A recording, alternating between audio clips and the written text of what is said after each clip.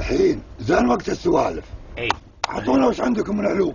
اي يقولون هك الحين على طاري هاك الحين انا قاضب الموتر ابى اروح للصمان. اي قيض اي قيض وامشي. انا ما ادري اني ما ترست شو اسمه هذا التانكي بنزين. اي والله وشوي وطفى علي الموتر. افا اي والله. وش سويت؟ وين اروح؟ وين اروح؟ بالصمان. اي بالصمان ما عندك احد. ما اقول لك بالصمان ما قطع. الموت. يا رب ايش اسخن، يا رب ايش اسوي، يا رب ايش اسخن، يعني ايش ازين. يا رب ايش ازين، ايش اسخن.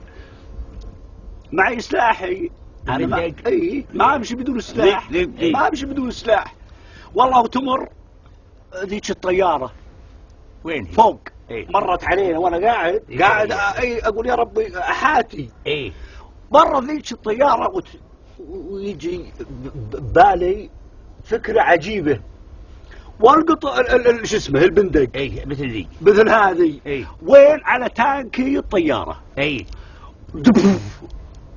والله ومعي السطل حولي سطل واخذ السطل. ويوم بدا شو اسمه هذا البنزين يقطر مو يقطر مثل البزبوز لا اله الا الله.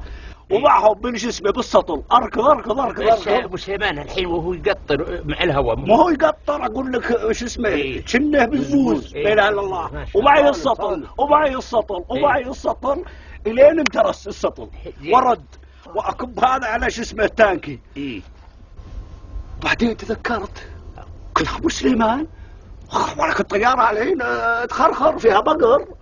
هذا بالتانكي صار في بقر. وش بقر؟ بقر يعني شو اسمه مثل الخرق. باقر هذا بالشقه. وش اسوي وش اسخن. ومعي علج حطه على راسي. معك السطل وانت تعبي العلج في ثمك. ما امشي انا ما امشي لو العلج معي. كان اخذ العلج واحطه على راس البندق.